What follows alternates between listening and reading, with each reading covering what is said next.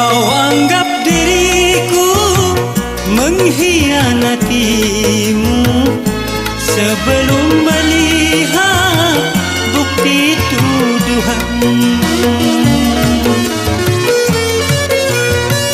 Pantaskah kau pergi tanpa seizinku, lalu kau kembali ke orang tuamu?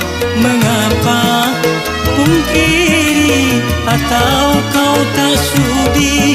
Mengapa kau lari? Apa yang kau cari?